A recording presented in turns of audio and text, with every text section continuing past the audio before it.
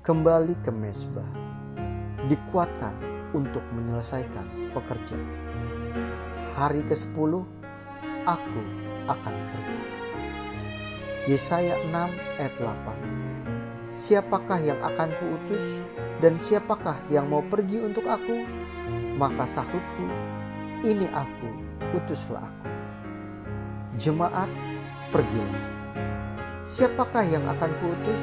Itulah pertanyaan yang Tuhan tanyakan kepada Yesaya ketika ia melihat satu penglihatan ilahi yang mengubah kehidupannya.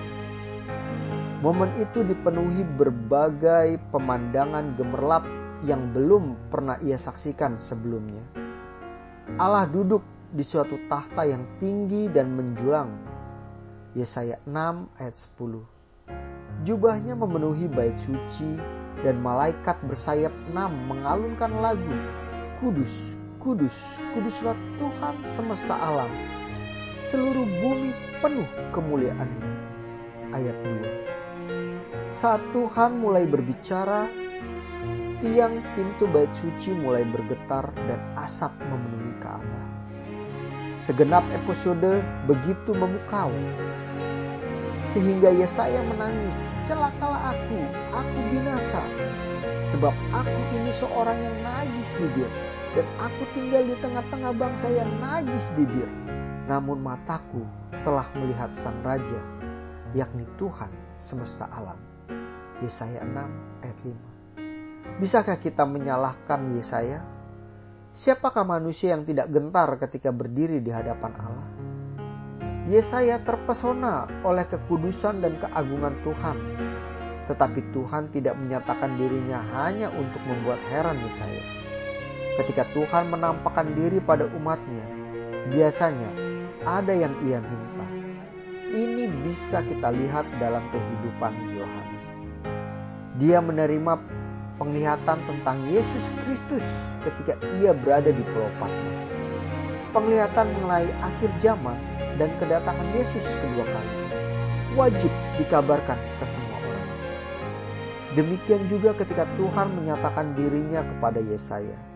Ia juga mencari seorang juru kabar yang mau memberitakan kabar kasih dan amaran. Jawab Yesaya akan diingat berabad-abad kemudian. Ini aku, utuslah aku. Ayat 8. Satu persatu. Tetapi Tuhan melakukan sesuatu untuk Yesaya yang meyakinkan dia agar menerima panggilan Allah. Ketika Tuhan menghapus kesalahannya dan membersihkan dosanya, tanggapan Yesaya terhadap kasih karunia Allah adalah, aku akan pergi. Yesaya 6 ayat 8. Keputusannya untuk menerima panggilan misi Tuhan dibangun melalui rutinitas persekutuan yang rutin dengan Allah. Kuasa ilahi yang akan dia tunjukkan di depan umum adalah kekuatan yang ia dapatkan dari hubungan pribadi bersama Allah. Sebagai seorang penulis yang diurapi, nabi yang setia, juru kabar tanpa rasa takut, semuanya hanyalah identitas luar Yesaya yang mencerminkan siapa dia di dalam hatinya. Yesaya pernah datang ke mezbah bersama Tuhan. Selagi kita mengakhiri pengalaman 10 hari berdoa, adalah doa kami agar Anda dapat memulai memperbaiki mezbah pribadi dan terutama dalam ibadah harian. Kami berharap agar keluarga Anda bisa berjanji untuk bertemu dengan Allah setiap pagi dan malam. Tetapi di atas segalanya, kami berdoa agar Anda mau menerima panggilan khusus Allah untuk pergi. Dengan demikian, Anda akan tersentuh dan barang siapa yang telah dikhususkan Tuhan dan telah dikuatkan oleh Roh-Nya, firman Allah berkata, pergilah dan bekerja di ladang yang telah menguning. Aku akan membantu engkau. Ellen G. White, Gospel Worker, halaman 23. Mari kita berdoa. Ya Tuhan ya Allah kami, Bapa yang pengasih dan penyayang, Bapa pencipta alam semesta, dan Bapa yang telah mengirimkan Yesus Kristus mati untuk kami. ketika kami tiba pada hari ke-10, 10 hari berdoa Bapa, kami ingin menanyakan kepadamu suatu pertanyaan yang merupakan teguran bagi kami. Seringkali kami sebagai manusia tidak mengindahkan panggilan untuk melayani-Mu. Bahkan kadangkala kami merasa kewalahan dan merasakan itu menjadi beban bagi kami. Dan juga kami sering berpendapat bahwa menginjil, menyampaikan pengabaran Tuhan ke seluruh dunia merupakan suatu pekerjaan yang berat. Yang lebih parah Tuhan, kami terlalu sibuk mengurusi hidup kami, pekerjaan kami, bahkan hal-hal yang bersifat duniawi. Untuk itu Bapa, kami minta ampun agar kiranya Engkau boleh mengampuni kami dan Engkau akan menggunakan kami sebagai pekerja di kebun anggur. Yesus, Engkau telah memanggil dan sekarang kami menjawab, inilah kami, utuslah kami. Bapa, kami tidak punya banyak persembahan untuk dibawa, tapi kami tahu janji-Mu untuk menyertai kami sampai pada akhir zaman. Bahkan Engkau akan mengutus pribadi-pribadi yang sesuai dengan kehendak-Mu. Untuk itu Bapa, ketika Yesus hadir di dunia ini dan menunjukkan teladannya, maka jadikanlah kami ini semua menjadi berkat bagi banyak orang. Kami menyadari Tuhan bahwa tujuan hidup kami adalah untuk menyatakan karakter kasih-Mu kepada dunia ini. Untuk itu kirimkan kami ke ladang misi dan tunjukkan kami di mana Engkau bekerja, sehingga kami dapat digerakkan oleh Roh-Mu untuk melayani di sana. Arahkan pemikiran dan usaha serta persahabatan dan penginjilan kami untuk terus bersinar bagi-Mu Yesus, dan biarkan kami boleh melihat Tuhan dimanapun Engkau suruh kami untuk melayani. Bapa, pada jam yang indah ini hamba berdoa secara khusus untuk pendengar yang berada di Malaysia Bapa, yang tergabung dalam grup 5 di WhatsApp kami. Mohon Engkau kiranya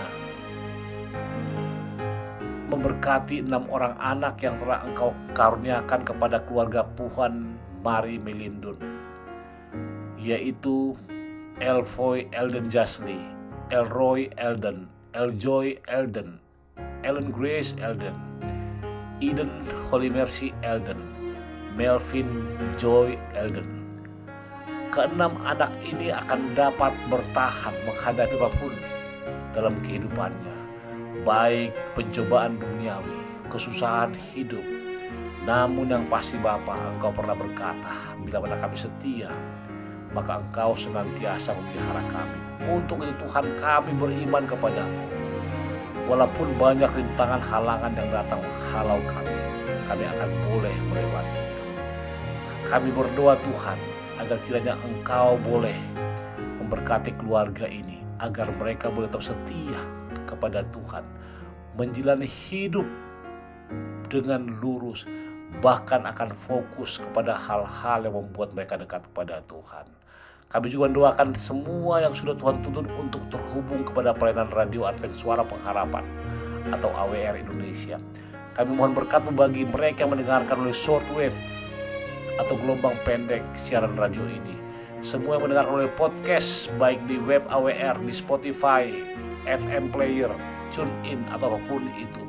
Demikian juga tergabung dalam Facebook group, Facebook page, ataupun WhatsApp group, YouTube, dan platform lainnya.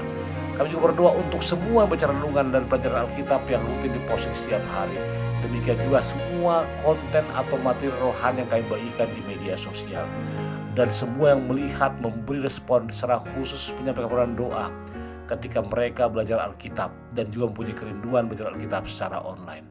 Bapa, kami percaya Tuhan, ini merupakan berkat Tuhan bagi kami. Kami juga mengimani bahwa Engkau akan mengabulkan permohonan kami yang sederhana ini. Mengampunkan dosa kami, karena doa ini kami alaskan dan panjatkan dalam nama Anak-Mu Yesus Tuhan dan Juru Selamat kami. Amin.